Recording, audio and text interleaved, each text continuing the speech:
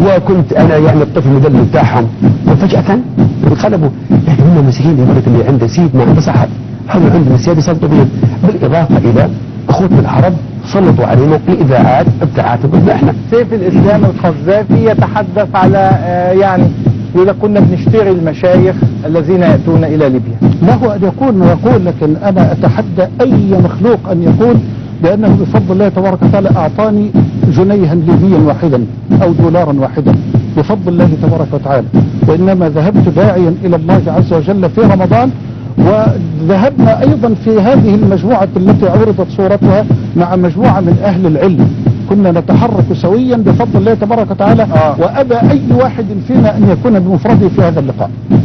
طيب هي دي الصورة، وفيها اعتقد الشيخ الدكتور صفوت حجازي انا كان مجموعة كبيرة. كان مجموعة كبيرة. طيب الشيخ يوسف القرضاوي ثم الشيخ محمد حسان، وقال انه بعض المشايخ كنا بنشتريهم. يعني عايز نشاهد بس الفيديو بتاع سيف الاسلام ثم تعقب عليه. اتكلم عن اثنين، اخواننا العرب مشغلين برواتب بعض المشايخ عندهم، معروفين مشايخ ياخذوا في مرتبات شهريا ولا امر العربيه، يعطوه بالتعليمات بالتليفون، يقول له عدي اطلع ادعي عليه محمد قذافي، عدي حرض المسلمين والعرب والليبيين في ليبيا ان يطلعوا، فشفناها واحنا نعرفوهم، هذول نعرفوهم، هذول المشايخ، هذول مشايخ ما بفلوس، يجوا اليوم يقول اطلع ادعي على مصر، ادعي على ما ليبيا، لا اسكن نظام هذا، مش عارفين هذول، عارفين تاريخهم واصل فصلهم.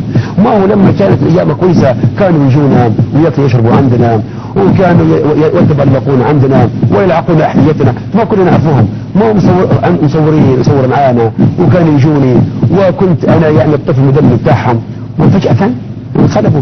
لكن هم مسيحيين يقول لك اللي عنده سيد ما عنده صحة، هذول عندهم السيادة يسلطوا بهم، بالاضافة الى اخوتنا العرب سلطوا علينا الاذاعات بتاعتهم بدنا احنا. سيف الاسلام القذافي يتحدث على يعني يقول لك كنا بنشتري المشايخ الذين ياتون الى ليبيا. له ان يكون ما يقول، لكن انا اتحدى اي مخلوق ان يقول بانه بفضل الله تبارك وتعالى اعطاني جنيها ليبيا واحدا او دولارا واحدا بفضل الله تبارك وتعالى، وانما ذهبت داعيا الى الله عز وجل في رمضان، وذهبنا ايضا في هذه المجموعة التي عرضت صورتها مع مجموعة من اهل العلم، كنا نتحرك سويا بفضل الله تبارك وتعالى، وابى اي واحد فينا ان يكون بمفرده في هذا اللقاء.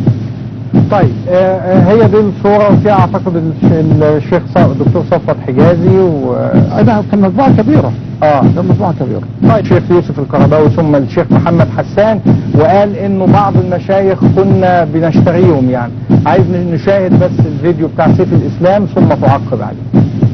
اتكلم عن اثنين، اخواننا العرب مشغلين برواتب بعض المشايخ عندهم، معروفين مشايخ ياخذوا في مرتبات شهريا ولا امر العربيه، يعطوه بالتعليمات بالتليفون، يقول له عدي اطلع ادعي عليه محمد قذافي، عدي حرض المسلمين والعرب والليبيين في ليبيا ان يطلعوا، فشفناها واحنا نعرفوهم، هذول نعرفوهم، هذول المشايخ، هذول مشايخ ما بفلوس، يجوا اليوم يقول اطلع ادعي على مصر، ادعي على ما ليبيا، لا اسكن نظام هذا، مش عارفين هذول، عارفين تاريخهم واصل فصلهم.